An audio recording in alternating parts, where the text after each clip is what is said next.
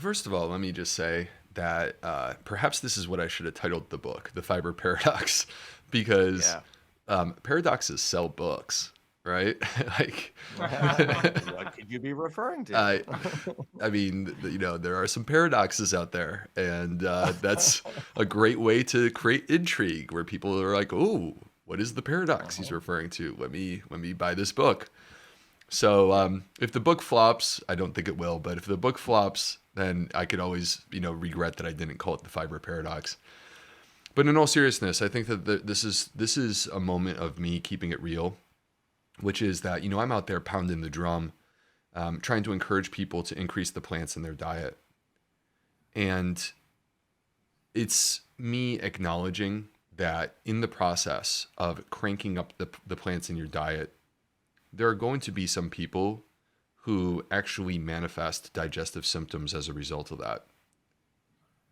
And that, People who didn't have digestive systems prior is what you're saying here. well, maybe their old diet was actually them like strategically avoiding the food that causes trouble.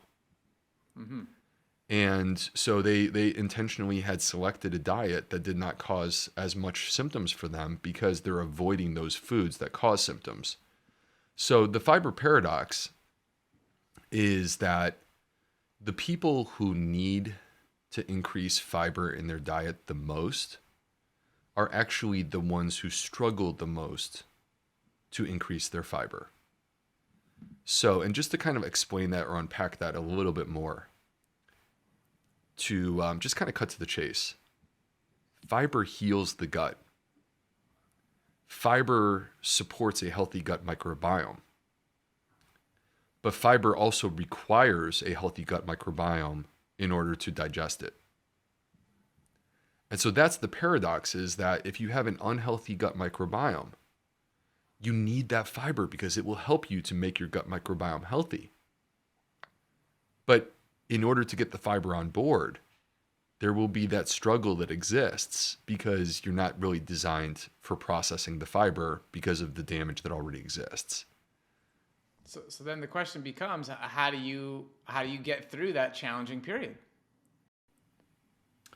Well, in the Fiber Fueled Cookbook, I am bringing forward something called the growth strategy, GROWTH.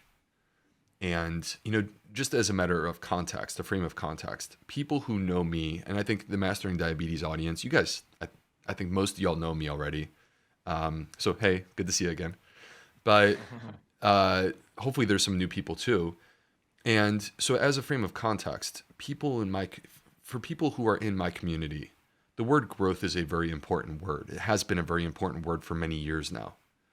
And I referred to the growth mindset in Fiber Fueled, which was an idea brought forward by Carol Dweck, which basically means that we don't think about life as being winning and losing. Because frankly, if that were the case, then we're losing way too much every single day and we would all be depressed and hate ourselves. So instead, we shift the focus towards the process and we value effort. And so it's not about whether you win or you lose. It's a celebration of the effort that you put forward, which is intended to help you. So with that in mind, trying to figure out how to help people heal their digestive issues, there's no word that I could come up with that's better or more appropriate for people who are in my community, growth. But this is an acronym. Each letter means something, and you follow through this acronym letter by letter, and it will guide you naturally. Like you will actually be following the process that I would use in my own clinic to try to help you to heal your gut. So just to walk people through, I hope you guys don't mind the growth strategy in each of these letters, and I'll try to be efficient about it. Please feel free to stop me if there's something Please do. Okay. So the first letter is G. G stands for Genesis. Genesis is a great band. They've had some awesome music. Phil Collins back Phil in the day, man, Collins. that guy- love that guy. In all seriousness, Genesis really means understanding the root of your issue. So when it comes to helping people to heal, your ability to actually fix a problem is directly proportional to your understanding of the root of that problem. How can you fix something if you don't even know what you're properly treating? And don't get me wrong, you will like see people get lucky. They try something, it works, right? They feel better. Okay, cool. That was luck. That was throwing stuff up against the wall and you got lucky because it happened to stick. But you don't actually even understand why it stuck. And what if it gets worse and the problem comes back? Then you still are in a difficult position because you don't actually have a complete understanding of the problem at its core. So G Genesis stands for let's start by first understanding the root of the problem. And the reason I start there, by the way, guys, is that people have like attributed to me, oh, this is the doctor who treats with nutrition. And I've had so many patients that come into the clinic through the years expecting that on day one, I'm just going to tell them what to eat. And I go, look, we'll get there eventually. But first things first, I need to know what I'm treating. I don't even know that. So part of what we're doing in the Fiber Fueled Cookbook is we're teaching people to understand the root of their problem, including I bring forward a whole bunch of diagnoses, a whole bunch of information that as you read through this, you sit there and you go, is this me? That's all you have to do. Just ask that question. Is this me? And a lot of people are going to say yes. Well, a lot of people are like, wow. Like, You go, yeah, that is me. Okay, we're on to something here, right? yeah. Finally, somebody has some answers. I mean, how many people that have come to your practice struggling year after year after year, trying hard? Like, it's not their fault. It's not the lack of effort. It's just not the right information. It's not the right information, and it's a broken healthcare system that only takes 15 minutes where like the doctor doesn't listen to you from the very beginning and they don't take the time to explain to you what to do. And the unfortunate reality is that it's a lot easier for the doctor to write a pill on a prescription pad than it is for that doctor to actually have a 15 or 20-minute conversation with you about what are the things that you can do to actually enhance your life so you don't come out of there empowered as a patient.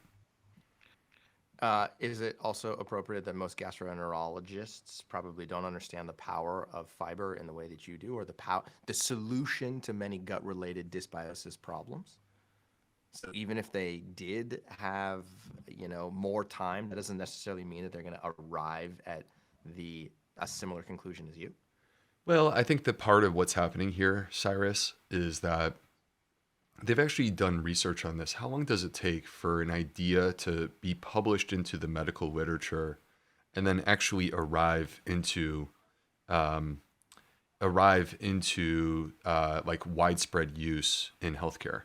So the thing is, like with Mastering Diabetes, Mastering Diabetes came out in February of 2020. You guys were citing papers that were coming out in like 2018, 2019, right? So you're taking this 17-year delay and basically you're cutting it off, right? And you're bringing it straight to the patient so that they can be empowered consumers. And guess what? Healthcare providers are taking your book and saying, look, these guys are explaining it better than I can explain it. Go home and read this book. And that's what happened with Fiber Fueled too, right? And that's what's happening here now. Is that there's no reason for you to wait for the average GI doctor to understand this topic. And frankly, I'm convinced, you guys, that one of the keys to the success of Fiber Fueled was that healthcare providers were saying, look, here's a doctor that I believe in, that I trust. And so let me hand you this book to my patient so that you can actually learn and be empowered through this other doctor's voice that can support what I'm trying to teach you. Will, I would like to add to that. You're exactly right. That's what happened with Fiber Fueled, and that's exactly what's happening with this book. And as I was going through it and seeing some of the, sort of prescriptive processes to go through, you're literally taking research papers and taking the tables that were in the research paper and putting it in a much more digestible, easy to understand, executable, process. And it's the latest research. And the microbiome research is very confusing, very conflicting, and you need to have your level of experience and education to be able to understand that, and then actually help us understand it. Help the public understand it. Well, I kind of see it as there's this language that exists in healthcare, in medicine, in clinical research. There's this language, and it's like basically a foreign language. And I'm the translator, right? And it is my responsibility to take what exists in the space and apply my experience and my education and take it and turn it into something that can then be used by the individual layperson. And all they have to do is basically say, I'm willing to listen. I'm willing to listen and learn from you. And if they do that and they take this, then I'm giving them what I wholeheartedly believe in. And trying to present it in a way where it's actionable and it's become a lot more simple relative to what it started as. Okay, so let's get further into the growth acronym. We got G for Genesis. Tell me, what is R? Okay, so I'm actually going to triple up here. So I'm gonna pull together ROW into one. And because the thing is, these three letters, they're not really separate. They're actually part of a sequence. Restrict, observe, work it back in. Now, for people who are familiar with my work, they're gonna go, whoa. Restrict. Dr. B, you always said diversity of plants is the single greatest predictor of a healthy gut. Right? And I've always been like completely against restriction. So this is me bringing forward the nuance of trying to understand what's causing your food intolerance.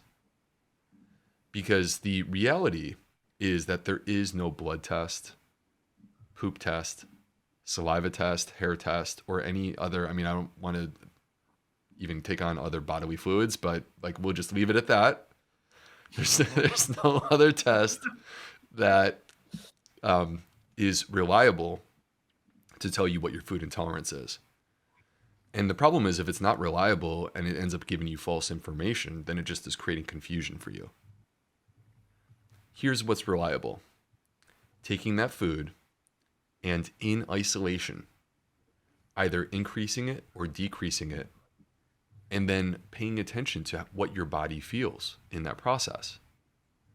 So when we restrict, observe, work it back in, we're basically taking those currents and we're going in, out, right? It's like a light switch, on, off, on, off. And in doing that, we're actually able to make those changes with that specific food in isolation and pay attention to how our body is interpreting that and collect the information that we actually need. This is the gold standard. This is the way that we are supposed to identify food intolerances, is to restrict, observe, work it back in. So I'm going straight to, like, let's not go for the silver standard or the bronze standard. Let's go for the gold standard. I'm going straight to the highest quality information that a person can receive in terms of understanding their own body and how it interacts with food. That's a great way to think about it. We're rowing. All right, cool. We're rowing. So after that, so bearing in mind, like, again, this is about empowerment. So when you identify what food is causing trouble, and the other thing that I really sort of push in the book is don't just collect that information, but let's also know how much. Now you are an empowered person because you understand where the weaknesses of your personal, unique gut exists. And you know which foods you need to fortify or strengthen your gut in its ability to consume them. And so the letter T is next. And T stands for train your gut. Because people need to hear this. You are not cursed with an unhealthy microbiome. You are not stuck for the rest of your life. You are not required to avoid that food. Your gut is adaptable. It can be changed. It can be shaped. You are the one who gets to make these choices. It can be made stronger. You can restore function that you don't currently have. And when you think about this, it's like a muscle. Do people wake up and run a marathon? I don't know if that's ever even been done. Like, can you just wake up and run a marathon? I would hope not. Right. You train. You train. And you start by challenging your body. And those challenges, like the first time you run, it may be a half of a mile. And then a mile.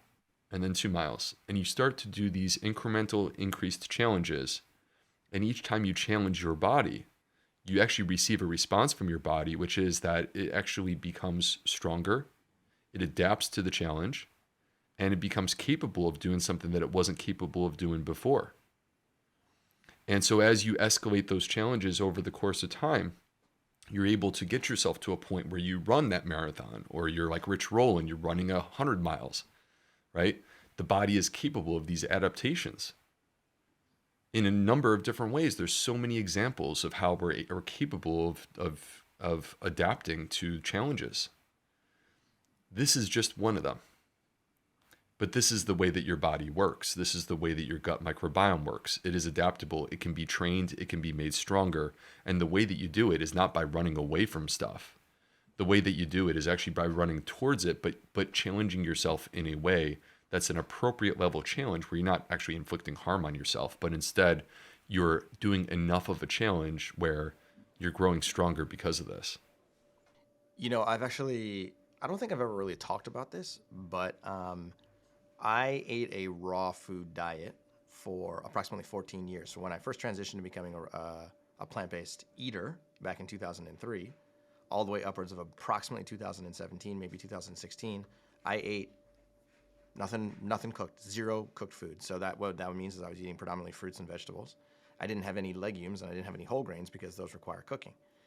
And then over the course of time, I actually just decided that I wanted to integrate a little bit more cooked food into my diet, and I was starting to read about the health benefits of having specifically cruciferous vegetables that were lightly steamed, because it makes some of the cancer, the anti-carcinogenic compounds a little bit more powerful and beyond. So I was like, you know what? Let me give this a try. But here's the problem. After eating a raw food diet for approximately 14 years, when I started to put cooked food into my mouth, oh boy. Not only did my blood glucose do weird things, but my gut was like, I'm not very happy about this. And it actually like caused a lot of the same problems that I'm now hearing other people tell me about, right? Which is that sometimes it was painful. Sometimes I'd have these like irregular bowel, bowel movements, if you will. And then sometimes I had just like excessive gas. And I started to recognize early on, this is even before I knew you, I was like, you know what? I have to literally train my gut to be able to reintegrate these foods, because I used to eat them. But I can't just expect that I can go eat a large bowl full of steamed cruciferous vegetables right now if I haven't had it for a long period of time, right? And so what I had to do was start integrating these foods in like really small amounts. And more importantly, I had to do it food by food, personally. That was my system, right? And so over the course of time, it's become a lot simpler, and now I can have a lot more cooked material inside of my diet. So on one hand, I sympathize with what other people are saying, that, you know, eating more fiber-rich foods is actually challenging because they probably haven't been doing it for a while. And on the other hand, I sympathize with exactly what you're saying with firsthand experience, that, you know, you have to train your gut to be able to withstand different foods and fiber-rich foods. And over the course of time, you will be able to digest and metabolize those foods 100% properly, and you will get probably the best gut function that you've ever had before. That's 100% true. And, you know, I think that the point here is like, you said that you sympathize with those people who suffer with those issues. I do too.